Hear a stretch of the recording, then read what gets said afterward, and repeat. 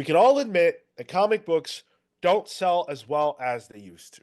And that is a fact that people can do a lot with. There are a lot of assumptions and ideas that you can pull out of that simple fact, right? Like the Okay, industry's dying. exactly. Or uh, whatever else, take your pick. Now, whether you think that comic books are in a good place or a bad place, fans, readers, buyers, I should say, because not all people who purchase comics are actually reading them, have a part to play in the state of comics. And so the question that I have is, are we to blame, or how much blame should we take on? How much blame are we due for the state of comics right now? And are there things that we need to be doing to improve the state of comics? We. What do you mean we? Yeah, what do you mean we? It's I all you. um I think it's a tough one. It's a tough one because there's so many different sects of comics fandom. There are loud internet people, there are speculators, there's readers, there's collectors who don't read. Um, but the only real thing that I think has a direct impact on things is sales. Like, like as much as this is a artistic, hobby for us. Like we enjoy the art of comics, art being visual art, but also the written art. Um, what matters long term is does the book sell? Even for an Image comic book that just has a new number one or a new Spider-Man book.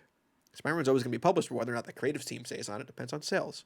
So I think in terms of like what's being published at this time, how it's being published and publishing trends, yes, we, fans and readers, are to blame based on our buying habits.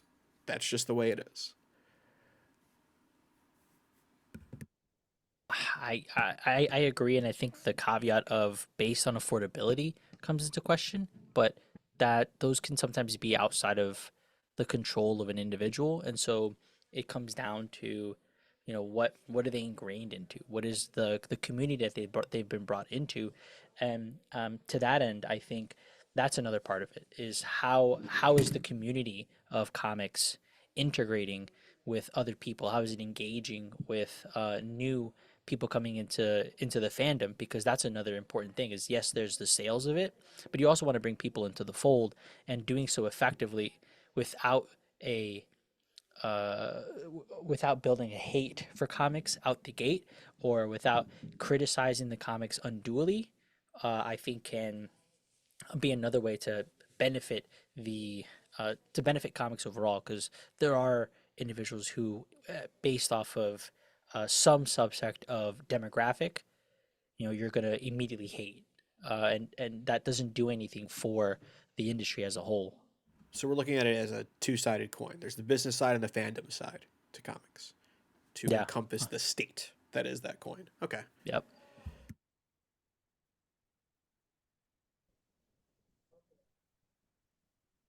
It's obviously it's hard to give a blanket yes. Yes, it's our fault. I don't think it is. In I either hate a sense. corporation. Oh, sure. So do I. We reference often this Dan Didio interview, but one of the things we always come back to is the what he says about the the company would rather have uh 10 people buy a $200 comic than 200 people buy a $10 comic, or whatever the stat is, right? Like, that's the business, the big guys doing that to itself. um and we're going through this massive diamond bankruptcy thing right now, that, like,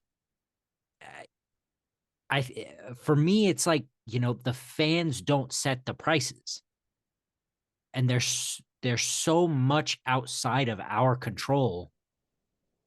If we don't like the book, we don't have to buy the book. um you know eh, I have a lot of trouble uh looking at the fans and saying this is your fault when the business is doing all sorts of stuff that's way out of our control. I think it's really interesting because how could fans be responsible, right? Like, Yeah. we're supposed to engage with what's in front of us, and we're supposed to choose based on what we like and what we don't like and what we can afford to buy and stuff like that. And if those are things that, just aren't meeting our needs and aren't making us happy, like, my recommendation to anybody is always drop a book if it doesn't make you happy. And if a person does that, that hurts the creative team, it hurts the book, it hurts everything. But that person they made the right choice for themselves. They did what they had to do for themselves. So I'm not sure, like, I feel like playing the blame game when it comes to this, it's hard for me to see the way that it could ever be the fans' fault. When it comes to the idea of simply just not engaging with something that you don't want to. Well, then that non-engagement leads to that book being canceled because it's not selling. So wouldn't you say that non-engagement has a direct cause, a direct effect rather, that the fans would technically be responsible for? Sure, but the business is responsible for making that call, but they're both responsible in different ways. I think I look at it like this. If you go to a restaurant and you order a steak, Oh no, here we go and again. you know you ordered it well done, right? And Oh, they yeah. gave you and they gave you a steak that was medium, right? And you didn't like that. You would not be at fault for not enjoying the steak. They would be at fault for not making the steak that appealed to you. That's how I But look at it. because But their job is making the steak. but At least that now steak let's has say, returnability that I can be like, hey, can you redo this? imagine, let me give you the bone and you give me the money back. Well, the way I think about this is like number ones. The reason why Marvel puts out a whole bunch of number ones is because it sells. And they realize that's an easy way to pop a number, and I guess a better way to start new creative arcs with new creative teams. We've taught them that that is a better way because people buy it. People will buy a number one. When I bought physical comics, I bought number ones like crazy just because I wanted them. And then even though like, oh, why don't we have legacy numbering anymore? It's because you keep buying those number ones. Like they fucked up your Subway sandwich too many times, sir. You made that sandwich. But we didn't tell them that, we the fans as a collective didn't tell them this number one thing sells. Some guy in a suit went up and said, hey, we get bumps every time number one sells. Maybe we should just make everything a number one. Like, I mean, people buy the number one because it sets up something new. sure. And that's why there's a steep drop off at number two. Sure, there is some. It's based on trends for sure, and correlation does not imply causation with a lot of these things, and sometimes they can get that causation wrong. Like there's a reason why DC kind of continues on with their numbering, right? Like with the All In, they didn't renumber shit because probably the trend pointed in the other direction. Again, things circle back around. So I mean, it's a really cold way of thinking about it, but it is a business, and it does. Oh God, I sound like Marco. It does wind up becoming numbers at a certain point, and somebody deciphering those numbers and figuring out what's best. But the thing is that that's not unique to comics. Like, No, it's a not. TV show is going to get very high ratings theoretically the first episode because everybody wants to see, like, oh, what's going on with this new show. And then generally speaking, it's not going to do as well as it did when it started, right?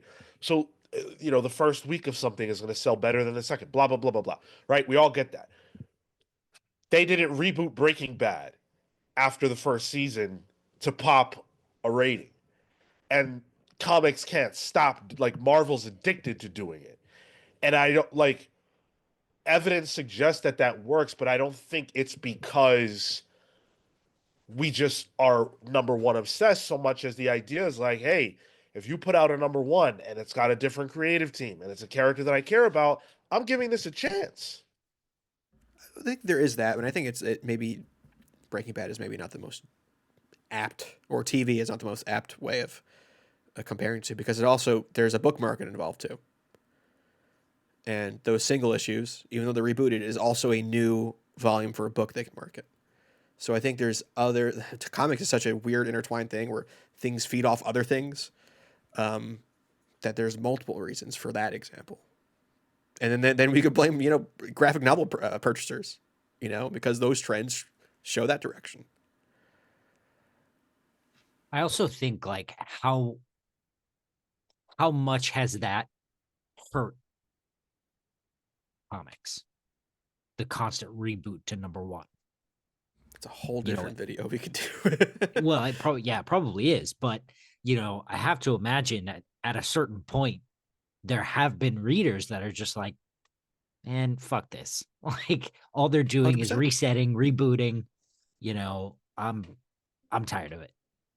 Well, that was the issue with like Daredevil, right? That's what I was thinking of. Chip, yeah, like Chip came back on, they relaunched it, Marco Cicchetto, a brand new number one. It literally continued from the previous issue, right? So at that point, um, that's a function of, well, this will help this book sell artificially, and I guess And then it comes down to like whether or not it's the organic artificial sell that you're aiming for. even in that case, like you have to think that could be like even readers who don't quit, that could be potential readers lost. I think it could be potential readers lost in that. Hey, I could have sworn I was on issue 27. What Yeah. happened here? Is Yeah. this the start of a new thing? An uninformed reader, I would say, right? I think the actual volume of that is smaller because they're probably following it. But to that point, it does make things like trades, for example, like Marvel and their trades for this most recent book club.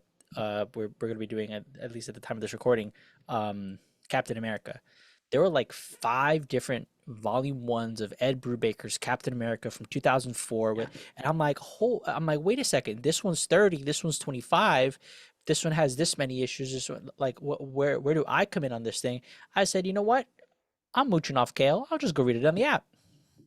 Well, Attaboy. Daredevil's a good representation of this, because they rebooted to number one with the same creative team. Like the only thing different was change of location. Because at the time Marvel was doing so many new number ones and people were buying them that they had to, or they felt they had to.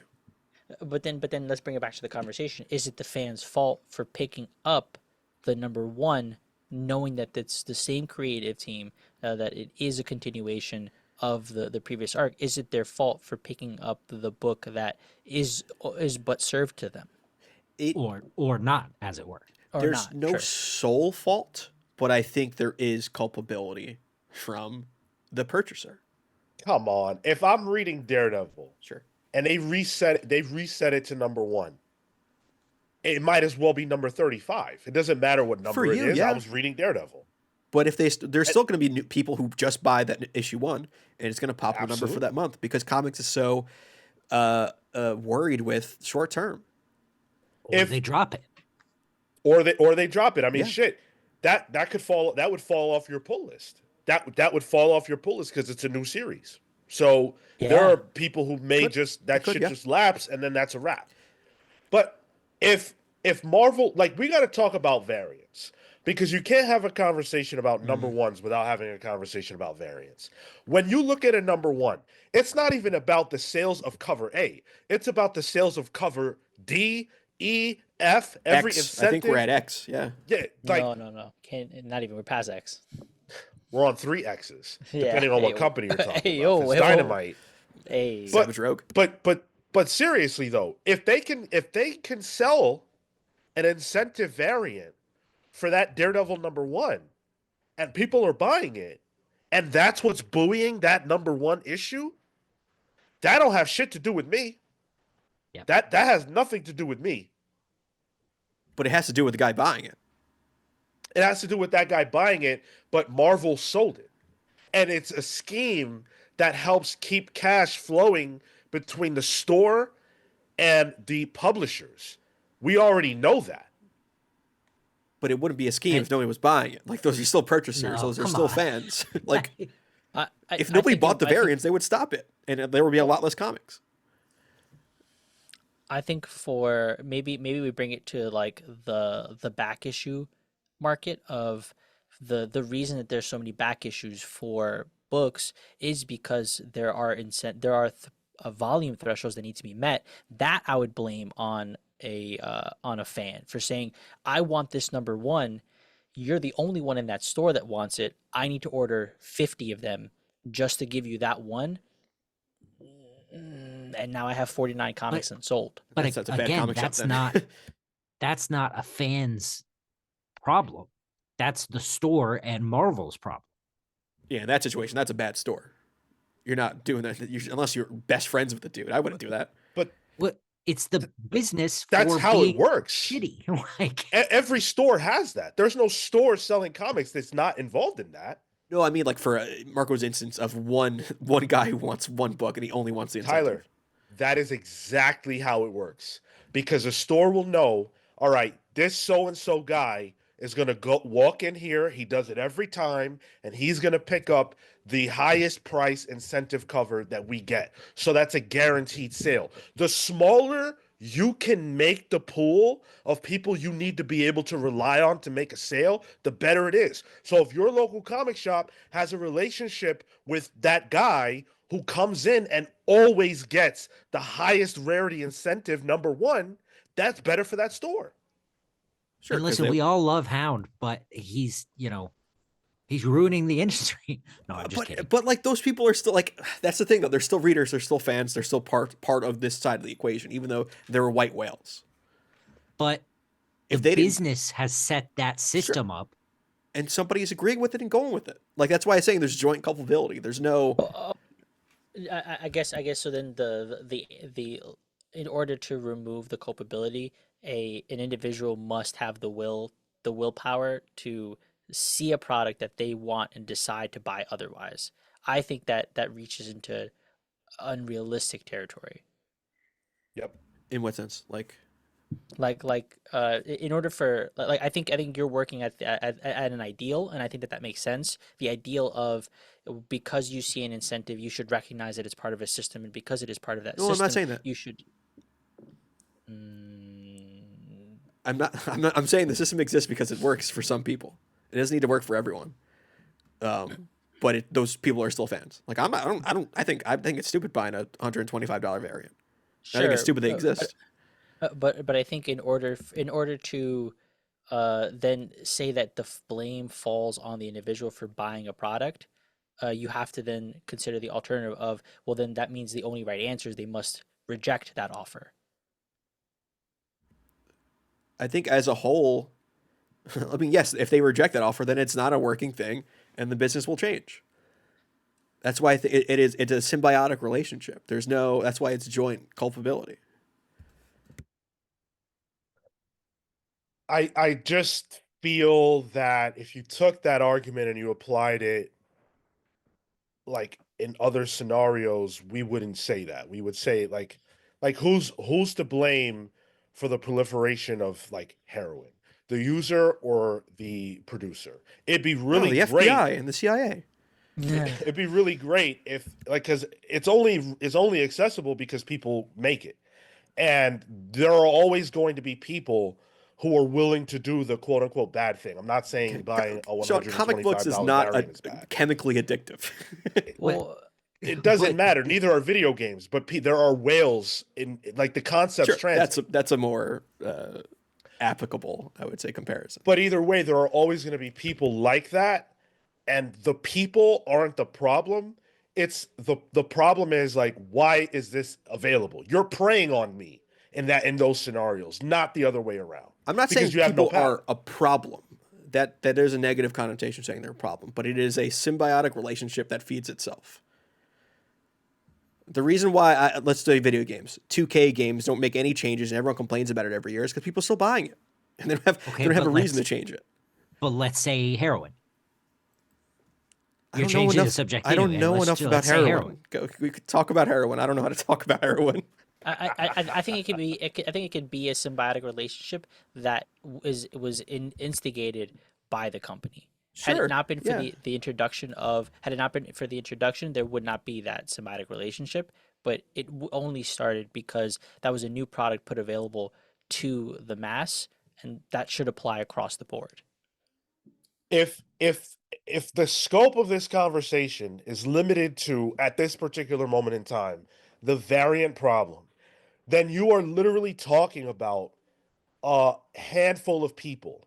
Like there might literally be a guy Yeah. in a store who's the one guy who does that. And I have a problem saying fans are at fault when we're talking about like a literal handful of individuals who are engaging with this. I have a problem saying they're not fans.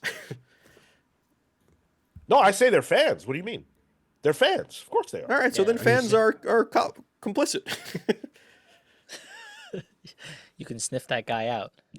Well, like I'm saying, like if he is part of the fandom and his purchasing power causes this to be a thing in the industry, then fans are complicit in the symbiotic relationship. I hate to say it's fucking supply and demand, but it's kind of what it is. Like it's okay too. It's not a bad thing to be. That's why I don't want to view it as like a problem. But I do think that readers, purchasers, buyers have a hand in the reason things exist, and their money controls that and controls change.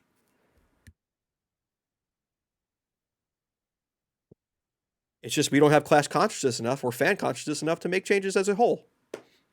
Comes a market. Yeah. Okay. Well, okay. But if we don't have the class consciousness, why don't we have the class consciousness? Because the businesses are keeping it from us. That's fair.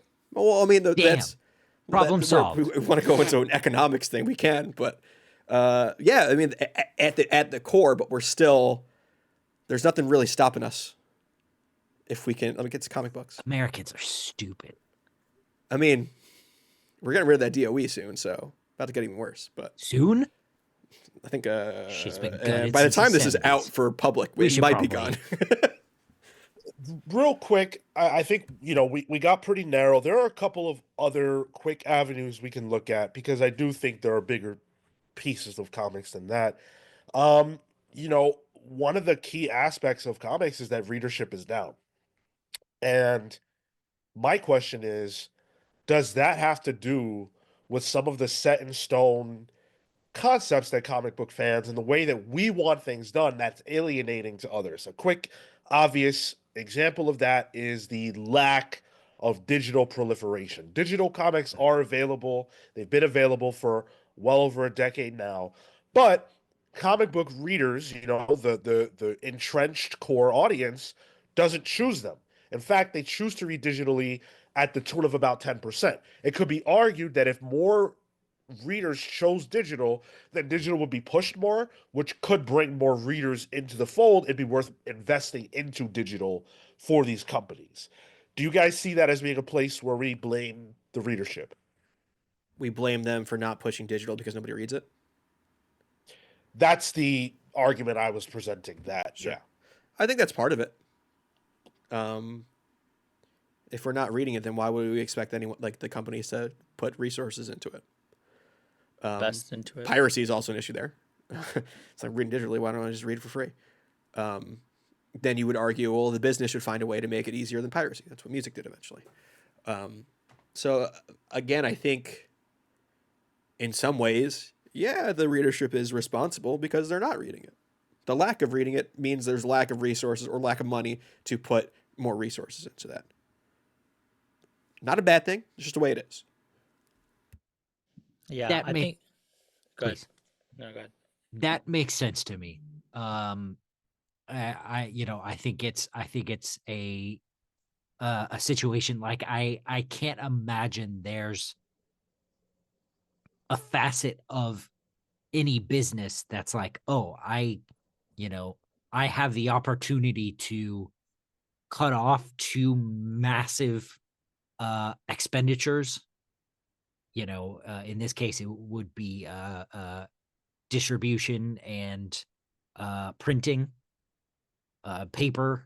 You know, I can cut those expenses out of my final product and push it to something where I don't have to worry about that.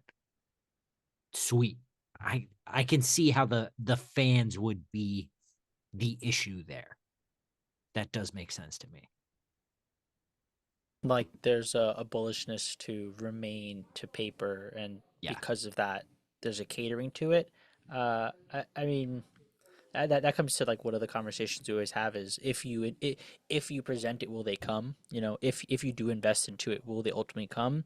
Um, I think that they need, before they even can do that, they need to have a better awareness over what's going on in general. Like if you decide to transition it, the only thing that you're even presenting it to are going to be the current comics fans who are reading it Mm. physically, right? Like you're only ever going to present to those people because there's not even enough money to even insert yourself in a space that exists outside of the comics themselves. So I think on that part, I think I think that falls to the business to be able to reach out outside of the orbit of people who are already converters, um, and the fan being receptive to that.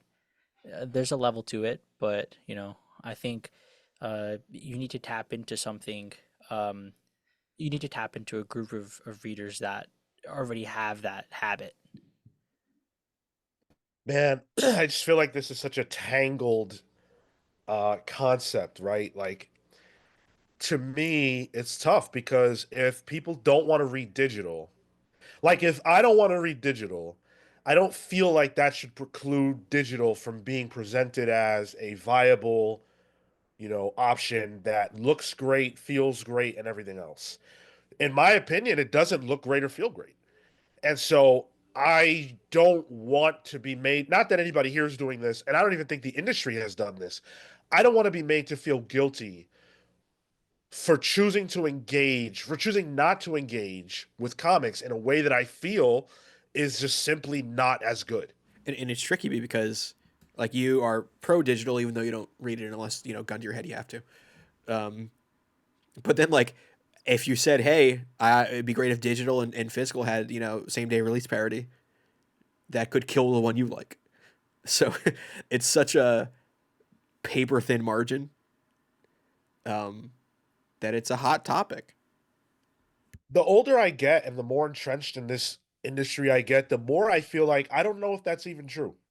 Because now I'm looking at the people that read comics and I'm going, oh shit, you guys are like me. You guys don't even give a shit about digital. There's not like I wouldn't even care if Marvel Unlimited had digital day and date. I would not care.